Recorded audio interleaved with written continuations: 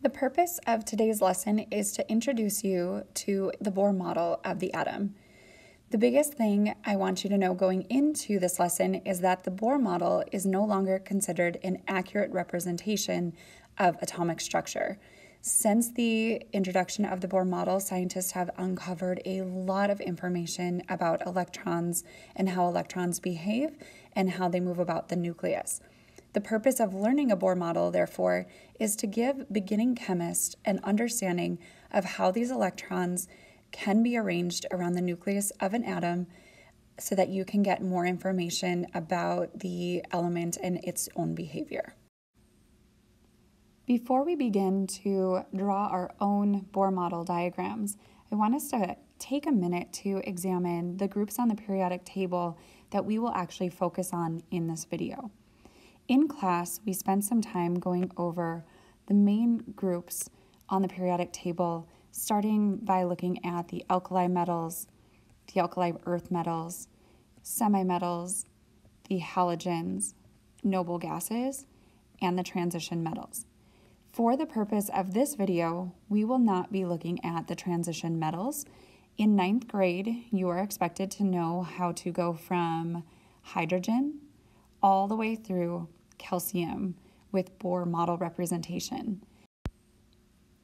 The transition metals themselves will do things a little bit differently, and that is conversation that you will have as you become more developed chemists later in your life. So the elements that we're really going to focus in on are the elements in column 1, 2, and then skipping all of the transition metals. What's here is going to be representing the transition metals, and again, we're going to skip those, and then we will focus in on the boron through neon columns. Before we can draw a Bohr model, we first need to determine how many protons and electrons the element has. So the first element we will investigate will be hydrogen. In examining hydrogen's position on the periodic table, we can see that its atomic number is 1. The atomic weight is 1.008, and that is a rounded average atomic mass. The important things that we need to know is how many protons and how many electrons are in this particular element. The protons are positive and are found in the nucleus, and we can determine that number from the atomic number. So hydrogen has 1 proton. The electrons, the thing that we are studying in these Bohr models, are negative in charge, and in all of the atoms that we're studying, they will be considered neutral, meaning that their positive charge will cancel out their negative charge. So if we look at the atomic number and it tells us how many protons, we automatically assume that the number of electrons will be the same. So hydrogen has 1 proton and 1 electron. When we go to draw the Bohr model, we want to represent the protons by writing in the number of positives in the nucleus of the atom. The black dot in the center right here is going to represent that physical space. Again, it's impossible to represent what an atom actually looks like because the nucleus is the tiniest, most condensed part of the entire atom and is small in comparison to the space that the electrons occupy. Therefore, realize that Bohr models aren't going to be accurate on a lot of levels, but they are helpful in determining some of the patterns that we see of atomic behavior on the periodic table. So in the center, I'm going to add a 1 positive to represent how many protons are in the nucleus of the hydrogen atom. And then I'm going to look at the position closest to the nucleus. This is the first energy level or the first shell. Electrons have to start there. So if there is available spaces around the nucleus, that is where the electrons go first. These circles that are drawn here are arbitrarily drawn and just a way for you to start to understand that electrons are going to take certain positions around the nucleus, and these are the available spaces that the electrons can take. You'll notice that there are only 2 positions available in the first energy level, and that is going to be helpful for us as we move on. So for hydrogen, we're going to fill the first position, and that will be our Bohr model for hydrogen. So it has 1 proton and 1 electron. The next element that we will consider is right below hydrogen on the periodic table. This is lithium, the first alkali metal in the alkali metal family. Again, to draw the Bohr model for this, we need to look at how many protons it has. The atomic number for lithium is 3, so this has 3 positive protons. Again, assuming that the lithium atom is currently neutral, we can make the assumption that there are 3 electrons, which are negative. So in the nucleus of the atom, I'm going to place my 3 positive charges to represent the nucleus, and then I'm going to fill out my electrons. Again, the electrons have to take the positions closest to the nucleus first, and there are only 2 available options in the first energy level. After that, I have 1 electron left over, and it's going to go into the second shell of our Bohr model, so right in here. It doesn't really matter which position I pick, but I am going to just go in a pattern here. So I'm going to place this electron at the top. This would be the Bohr model for the lithium atom. The next element that we will create a Bohr model for is sodium, and sodium has 11 protons, again, which are positive and found in the nucleus of the atom, and 11 electrons. This one is a little bit more complicated just because there's more electrons, but if we follow the pattern that's available in the Bohr model, it actually is pretty straightforward. So we're going to put those 11 positive charges in the nucleus, and then we're going to place the electrons around the nucleus of the atom. So again, we're going to put the first 2 electrons in the first shell. The next electrons will go in the second shell, and we actually have, after we place those 2 electrons in the first shell, we still have 9 left, and there are 8 total positions in the second shell. So we're going to go through and just fill out all of the positions.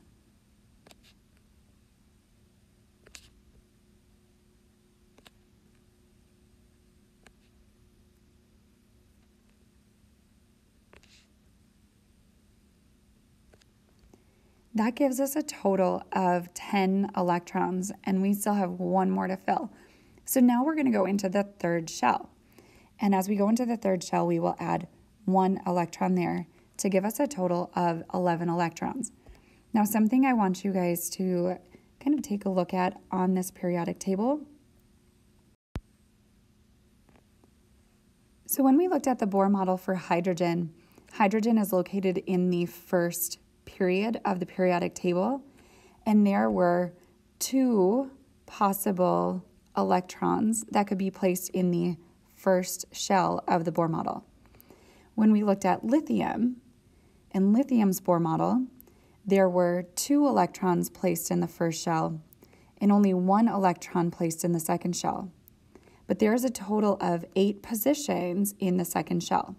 So if we count across here, there's 1, 2, 3, 4, 5, 6, 7, 8 potential electrons that can go in the second shell. Now, in this simple Bohr model, this next comment will actually work as well. If we look at the third period on the periodic table, there is again 8 potential electrons that can fit in that third energy level. And that works really well until we get to this row here, and that's why we stop. So in 9th grade, because we don't have as much background knowledge as we will when you take high school chem, we stop here.